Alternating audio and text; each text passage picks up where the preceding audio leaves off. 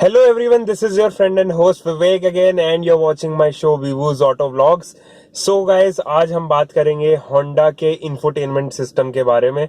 जो होंडा का infotainment system है उसे ये लोग डीजी पैड कहते हैं, होंडा उसको डीजी पैड बुलाता है। तो इसके बारे में आज बात करेंगे किस तरीके से ऑपरेट किया जाता है एक डीजी पैड, किस तरीके से आपको इसका इंफोटेनमेंट सिस्टम करना है मिरर लिंक से कनेक्ट, या फिर अगर आपको ब्लूटूथ कनेक्टिविटी जाननी है तो इस वीडियो को पूरा देखिएगा। मैं करता हूँ इस वीडियो को यहीं से स्टार्ट।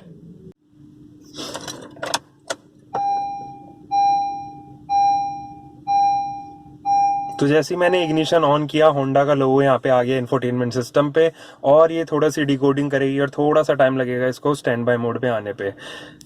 थोड़ा सा करते हैं वेट। सो जैसे ही इंफोटेनमेंट सिस्टम ऑन हुआ तो आप देख सकते हैं कि ये स्टैंड बाय मोड पे सबसे पहले खुला था। स्टैंड बाय मोड पे अगर मैं आपको बता दूं तो यहाँ पे कुछ बेसिक्स इंफॉर्मेशन आपको मिल जाएंगी, जैसे कि नाइट डिस्प्ले को ऑन करते ही ये स्टैंड बाय मोड जो है गायब हो जाएगा और यहाँ से पूरी लाइट को शट डाउन कर देगा। वापस मैं पावर बटन दबाता हूँ। दूसरा ऑप्शन आता है ब्राउज़र का। तो जब तक आप इसको लॉगिन नहीं करेंगे ब्राउज़र काम नहीं करेगा और आपको वाईफाई कनेक्टिविटी बहुत ज़रूरी है ब्राउज़र को ऑन करने के लिए। वापस मैं बैक चलता हूँ। फ़ोन लिंक एक ऐसा एप्लीकेशन है जिससे आप अपने फ़ोन को कनेक्ट कर सकते हैं इंफोटेनमेंट सिस्टम से, और वो केबल होगा यूएसबी केबल के थ्रू। आपको यूएसबी केबल पहले लगाना पड़ेगा अपने फ़ोन को और इसको कनेक्ट करना पड़ेगा यूएसबी स्लॉट से, और डाउनलोड करना होगा मिरर लिंक को। तभी आप अपने फ़ोन को एक मीडियोकर प्रोवाइड करने के लिए मिरर लिंक का डाउनलोड होना बहुत ज़रूरी है। वापस चलते हैं बैक पे और अब देखते हैं कि इक्वलाइज़र क्या है। किसी भी म्यूज़िक को हम अगर चाहते हैं कि वो रॉक मोड पे ऑन हो तो हम रॉक मोड को दबा सकते हैं, और यहाँ पे आप देखेंगे कि जो इसके जितने भी फंक्शंस है वो अकॉर्डिंगली एडजस्ट हो गए हैं। आप चाहते हैं अपना ही कोई वो बनाना और एडिट करना चाहते हैं एक इक्वलाइज़र, तो यहाँ से आप इसको एडिट भी कर सकते हैं। यहाँ से इसको ट्रेबल को एडजस्ट कर सकते हैं। अगर आप चाहते हैं कि ट्रेबल एडजस्ट करना तो यहाँ से एडजस्ट कर सकते हैं। अगर आप चाहते हैं कि आपकी जो सराउंडिंग रहे, आप गाना सुनते समय वो किसी एक पोर्शन में ही ज़्यादा सराउंड करे, तो यहाँ से भी आप उसको एडजस्ट कर सकते हैं। मैं वापस इसको अपनी पोजीशन पे ही कर देता हूँ। अब वापस चलते हैं बैक पोजीशन पे और सेटिंग्स देख लेते हैं कि सेटिंग्स में एक्चुअली दिया क्या क्या गया है। सबसे पहला ऑप्शन है सेटिंग का स्कैन टाइम। तो आप स्कैन टाइम को अगर चाहते हैं बढ़ाना और घटाना तो आप यहाँ से स्कैन टाइम को घटा और बढ़ा सकते हैं। तो मैंने 5 सेकंड्स किया है। अब आता है वाईफाई। आप चाहते हैं कि यहाँ से वाईफाई कनेक्ट करना तो वाईफाई को कीजिए यहाँ से ऑन, और वो स्कैन करने लगेगा आसपास के जितने भी वाईफाई हैं उन सबको। वाईफाई के बाद ऑप्शन आता है ब्लूटूथ का। तो मैंने यहाँ से ब्लूटूथ ऑन किया हुआ है। जैसे ही आप ब्लूटूथ के ऑप्शन पे आओगे तो एक डिवाइस मैनेजमेंट का पहला ही ऑप्शन होगा, यहाँ से ऐड डिवाइस कीजिए। जैसे ही आप ऐड डिवाइस करोगे तो वो स्कैन करने लगेगा आपके सराउंडिंग के जितने भी ब्लूटूथ सिस्टम्स हैं उनको। अब यहाँ पे 2 ही ब्लूटूथ सिस्टम दिए गए हैं तो इसलिए इनके अलावा कोई और नहीं है। तो आप जैसे ही कनेक्ट करेंगे वो पेयर अप हो जाएगा आपके इंफोटेनमेंट सिस्टम से। चलते हैं बैक पे। अब आते हैं अकाउंट्स में ये लॉगिन आईडी है एक्चुअली। सो जैसे ही आप लॉगिन करेंगे यहाँ पे मेलिंग आईडी और पासवर्ड मांगेगा, तो आप कोई भी अपनी मेलिंग आईडी और पासवर्ड यहाँ पे डाल सकते हैं और इसको कर सकते हैं लॉगिन। मैं वापस बैक चलता हूँ और देखता हूँ कि क्या दिया हुआ है। अब दिया गया है रीसेट का ऑप्शन, जहाँ पे आप फैक्ट्री रीसेट कर सकते हैं, और अगर आपको अपनी सेटिंग्स जो है वो पसंद नहीं आ रही है तो आप यहाँ से रीसेट कर सकते हैं। जिस तरीके से ये इंफोटेनमेंट सिस्टम आया था उसी के अकॉर्डिंग यहाँ पे रीसेट हो जाएगा। अब करते हैं वॉल्यूम की बात। आप चाहते हैं कि आपकी जो टेलीफोनिक वॉल्यूम है, यानी कि जब आप फ़ोन कनेक्ट करेंगे और कॉल आएगी तो आप यहाँ से उसको एडजस्ट और डिक्रीज़ भी कर सकते हैं। इसके बाद बात करते हैं वॉल्यूम में ही दूसरा ऑप्शन नेविगेशन का है। तो नेविगेशन की अगर आप वॉल्यूम बढ़ाना चाहते हैं तो वो भी यहाँ से बढ़ा सकते हैं। अब करते हैं डिस्प्ले की बात, और यहाँ पे ब्राइटनेस दिया गया है। तो ब्राइटनेस को इंक्रीज़ और डिक्रीज़ भी आप यहीं से कर सकते हैं। अपने इंफोटेनमेंट सिस्टम की अगर आप ब्राइटनेस बढ़ाना और घटाना चाहते हैं तो वो यहाँ से कर सकते हैं। अगर आप कुछ वॉलपेपर चाहते हैं कि वॉलपेपर्स लग जाएं तो यहाँ पे नेक्सस का मैं वॉलपेपर लगा देता हूँ। ये मैंने लगा दिया वॉलपेपर।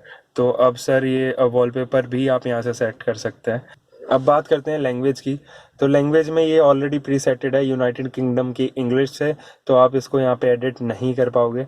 इसके बाद स्टोरेज के बारे में मैं थोड़ा बता देता हूँ। जो उसका स्टोरेज है 1.5 GB का है, जिसमें से अवेलेबल स्टोरेज 1.39 GB है। अगर आपने कोई कार्ड स्लॉटेड है तो यहाँ पे एक कार्ड अवेलेबल आ जाएगा और उसकी भी स्टोरेज यहाँ पे बताएगा। क्योंकि मैंने अभी कार्ड स्लॉट नहीं किया है तो इसलिए वो अनअवेलेबल दिखा रहा है। साथ ही USB का भी यही सीन है। अगर आप USB 1 स्लॉट में USB 1 डालेंगे तो वो यहाँ पे उसकी स्पेसिंग और उसकी टोटल स्पेस कितनी बची है वो बताएगा। बात करते हैं लोकेशन एंड सर्विसेज की। तो जैसे ही मैंने यहाँ पे लोकेशन एंड सर्विसेज पे ऑन किया तो यहाँ पे GPS इनेबल्ड है। अगर आप चाहते हैं GPS डीएक्टिवेट करना तो यहाँ से कर सकते हैं, लेकिन क्योंकि GPS एक फ़ायदेमंद का फैसिलिटी है तो इसलिए मैं इसको कर देता हूँ एक्टिवेट। अब आते हैं डाटा डेट एंड सेटिंग पे। तो यहाँ पे भी मैंने पहले से ही इसको auto date and time from GPS set किया हुआ है।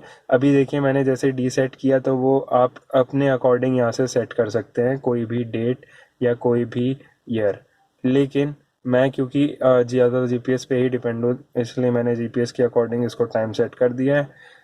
अब बात करते हैं अबाउट के बारे में। अबाउट में बेसिकली जितनी भी इंफॉर्मेशन दी गई है वो सॉफ्टवेयर की वर्जन, प्रोडक्ट नंबर, इस इंफोटेनमेंट सिस्टम का जो सीरियल नंबर है और इसको कब बनाया गया, वो सारी डेट्स और इसका नंबर दिए गए हैं।